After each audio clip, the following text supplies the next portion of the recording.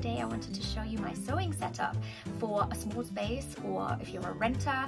It is so tempting to look at all of these people on Pinterest and YouTube and Instagram and see their beautiful sewing spaces, you know, whole barns dedicated to sewing, giant studios with like wall-sized pegboards with all of the color coordinated beautiful like yarn and all of the notions and the trims and everything. And I don't have that, and I think actually sadly the reality for most people is that we don't have that kind of setup. So I wanted to show you how I have over the last month or so set up my space to be more functional for me as a sewer in a little one up one down house in the UK. And if you've ever been to the UK, you know that the houses here are quite small, especially if you compare them to, like, for example, the States or Canada.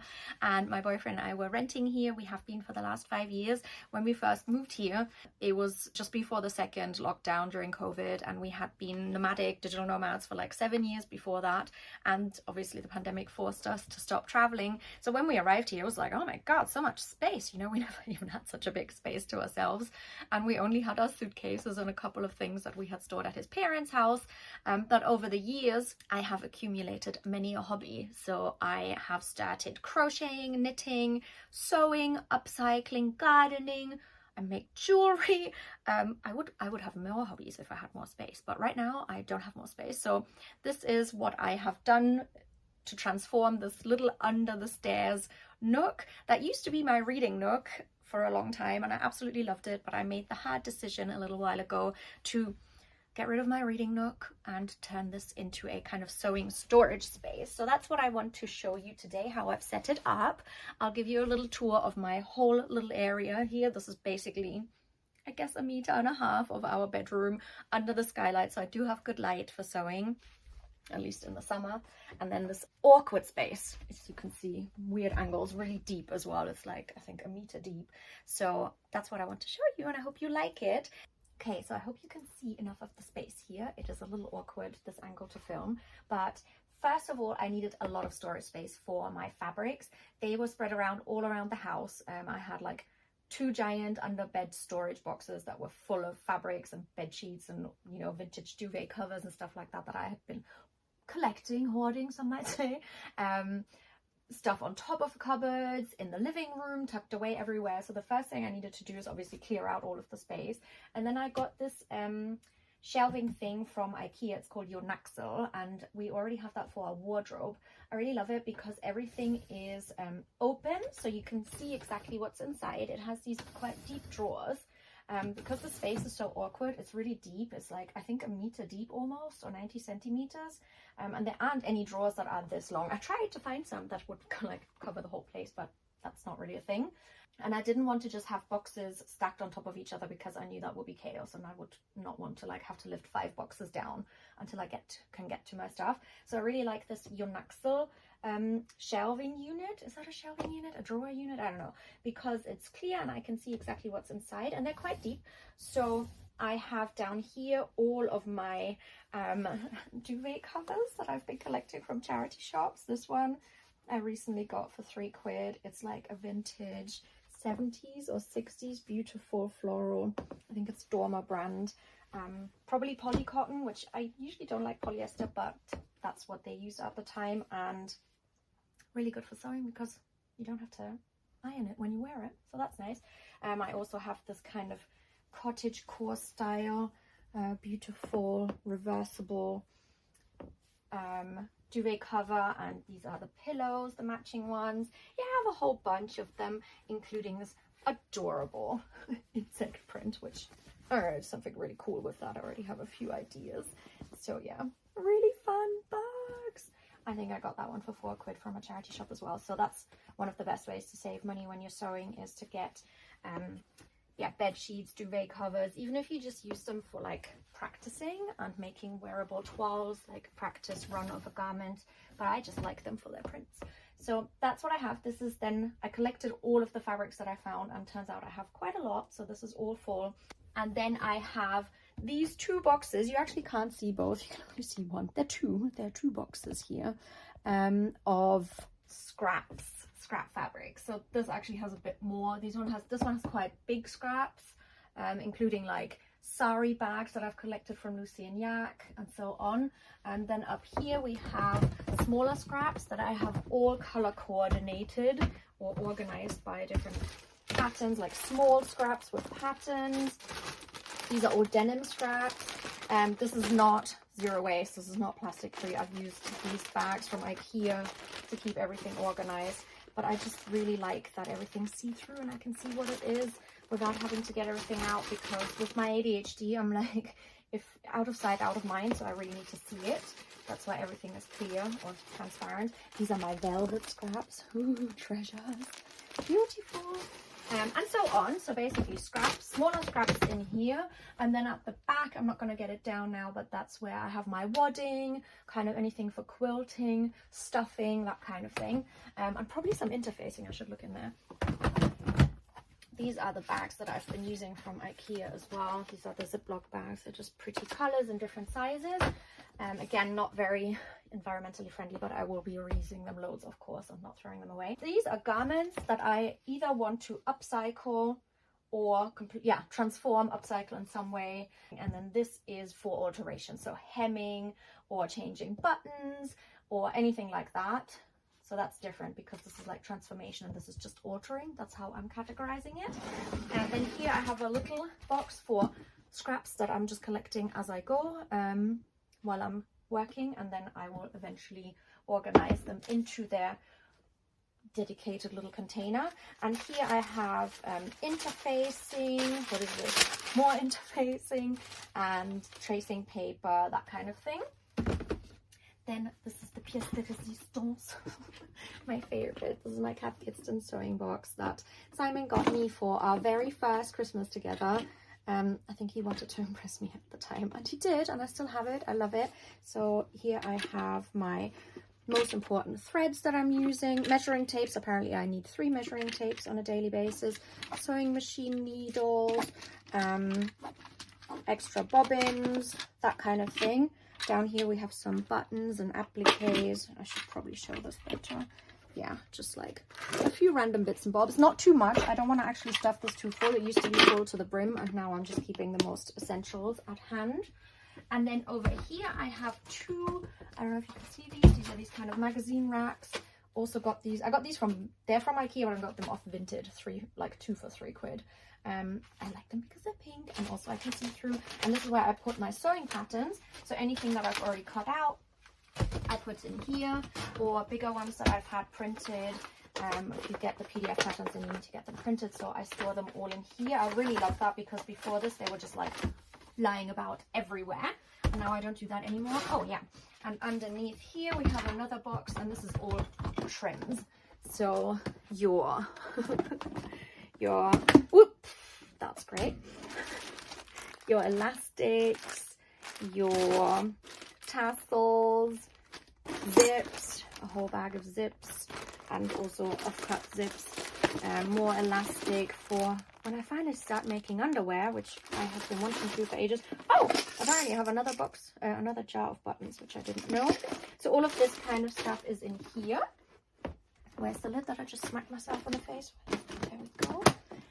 Over here I have my sewing machine. That's where I'm storing it. Very easy access, but it doesn't have to live on my table because that was also supposed to be my desk for work. But usually it lives on the table. But yeah, this is where my sewing machine lives. Currently it doesn't have a cover because I only have this ugly cover that it came with, this plasticky one. So I'm making a nice pretty cover for my sewing machine from some of these scraps. Put those to good use, and so I can keep any dust out and keep it protected. And now this is my iron that I just got a couple of days ago. I never thought I'd be excited about an iron, but here we are. I'm thrilled. I never actually iron clothes. I hate ironing clothes. I think it's a waste of time. But when you're sewing clothes, you do need to iron because you need to press your seams and so on. So I'm so excited. This one's very cool. Check this out. First of all, it's a cordless iron. So yes, you can take that completely off this base and then use it without a cord, or you can put it in, clip it back on, and then use it with the cable. So that's for if you have like more ironing to do, and you can use it without if you just have to press a couple of seams and you're really fast. So I love it. And check this out. until now, I've been using this tiny little travel iron that I got on Vinted a while ago. It is very small. I also got a bit destroyed, to be honest. And check out the size of the water tank. So this is the size of the water tank of my new iron. That's how much steam I can make. Well, more than that. This is the water tank of my old iron. So yeah, this is going to be amazing. And I've already tried it out. It's a game changer. So I'm very excited about that. And then, of course, the most important actually is my ironing board. I got this little one also from Ikea. This is not an Ikea sponsored video. I wish. But yeah, this is the small ironing board. A lot of people with small spaces love this one because it's just a really good size. It also has this hook so you can hang it up. But I'm keeping that here at the front because of this awkward space. It's really deep, but that also meant I found this space where I can put my iron. So I can, maybe I have to angle it down a bit. I can show you. So I don't actually have to put this away. This fits right in front of all my storage, so I can stay here the whole time. And that's why I also wanted the cordless iron, because my cable, my plug is over there. We don't have a plug over on this side. So now I can stand here and iron and, you know, not have a cable in the way while I'm doing that. And then have my charging base over there. And then over here, the last thing, this is a little whiteboard that I put there with some to-do lists, kind of my works in progress and things I need to buy. Needles, I actually bought those, I can cross that off. But yeah, I'm working on 3 things. Shorts, actually finished that hat and a patchwork dress. Now I'll show you the rest of my setup. I think that's all. Oh, actually no. Here is also a big roll of tracing paper, which I can now store over here in this little nook right there. Very good. Okay, so I don't know how to best show you this, so I might get a little wobbly, but this is basically the storage area. It's quite small, but a lot fits in. Also still have a stack of books that need to be sorted away. And then here I have my setup. So basically some storage trolleys, my desk, which is a sit-stand desk, and my rocking chair. And then I have another storage trolley here. I feel like I need to zoom out and show you everything better, but this is basically the setup. So over here I have a little stand. This is also Ikea. Am I obsessed with Ikea? Maybe. This is like a vintage Ikea kids clothing rack, which fits under the roof very well. I put an octopus on top, I don't know why. But here I have my kind of works in progress hanging, so they're, you know, not just stuffed somewhere or fall on the floor. Then in these storage baskets, or what are they called? Trolleys, I have boxes, clear boxes with all of my works in progress or different kind of fabrics that I've collected for very specific projects that I've either already started or know exactly what it's going to be. I also have a few buckets with different types of scraps in them, where I collect like the offcuts from when I'm sewing, bigger scraps, other scraps, don't know why I have 2, and then some of my favorite fabrics here. Most of these are from Millie Moon. Oh, this one's so beautiful, it's radishes. I got that as a gift from Jess. And here sardines. Then I have many lamps because the lighting isn't the best, especially in the winter. In the summer it's actually okay, although check this out. This is our skylight. Right now it's cloudy, we just finished the heat wave, but look at this, some bird pooped right there. How am I going to clean that off? I don't know. Also pollen, many pollens. So yeah, I have all of my scrap set up here. This is where usually the iron will live. I have the spray bottle too. And then this is really cool. I got this lamp recently from eBay. I forgot what it's called. Otolite, that's the brand, but it's a daylight lamp for crafting. It's really awesome and strong. And what I love is it has this little container base where you can put all your stuff in. So I've literally put all of my sewing shears, tracing wheel, pins, snips, anything that I'll need during just a normal sewing session, I put in there, and I have it right where I need it. It's super cool. And then I have my sewing machine here. This is my little treasure. I have had her for about 2 years now, 1.5, I don't know. And then I have my cutting mat on this desk. It fits perfectly. I just leave it on there. This is probably not best practice. You can tell me if I'm doing it wrong, but it's just a hassle to always take it away and then put it away. So I always leave it on there. And then I have another one of these actually I have 2. One is my nightstand and one is another for sewing. So here I have a little one of these buckets that I hung on the trolley, which is on the left side, because when I cut the threads off, when I'm sewing, they're on a cut with my right hand, so they're in my left hand, so I put them over there. I thought that through. I also have all my sewing books, some of these actually from the library, and then a bunch of my sewing patterns that I'm using, and then things like my buttons. My favorite buttons are in this jar. My emotional support pickle, of course. We need that. And then in this, is it a book? No, surprise, it's storage. Oh, my pickle fell on the floor. And this is a tin that looks like a book. And in here I have all my trims. My rake crack, my bias binding, this flower trim that I bought literally 15 years ago in London and still haven't used yet. Hopefully one day soon. Pom-poms. I love storage boxes that look like books. Don't know why. That's the only kind of storage I will use that isn't clear. And yeah, here more of these clear boxes and trolley things from Ikea. What are they called? Sammler. This one is just like the insert, but I really like this as like my work in progress basket because I can carry it around. It's a pair of shorts I'll be working on soon. So yeah, these are all stacked in here. They fit perfectly. The floor is a huge mess. Let's ignore that for now. Oh, here I have my jewelry. Isn't this fish amazing? I got it from the flea market last year, and now I finally got it up on the wall and it has my necklaces. So yeah. Oh, snacks, very important too. These are amazing. So yeah, I do need some snacks when sewing. So yeah, this is kind of my setup. I think that's all. Oh, here I also have a giant bag which looks like trash, but it's actually fabric recycling. You shouldn't put any fabric in just normal trash because it will end up in landfill. So I collect these, and when it's full, I will take it to the dump. And I think that's everything.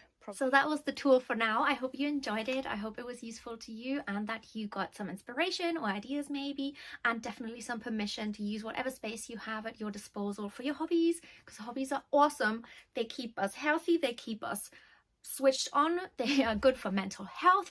They are fun. They can save money. Yeah, I'll prove that in another video maybe. And they are fun and they make a brighter future. So I hope you go ahead and set up your space however works best for you. And if you have any tips for me how I can improve this space, because I'm sure there's lots to improve. I would love to put a little pegboard up somewhere. I know I was dreaming of these giant pegboards. I don't need a giant pegboard, but a little one would be cool. Yeah, so if you have any tips on how I can improve this, let me know. Or if you want to see anything in more detail, like my fabric stash, my scrap collection, or my rickrack collection, do let me know. Or buttons, I love buttons. And yeah, I would love to hear from you. What is your setup like? What would you like to improve? What's working well? Do you have any tips, hacks, tricks, secrets, surprises? Let me know, and I will see you soon. Bye. Happy crafting!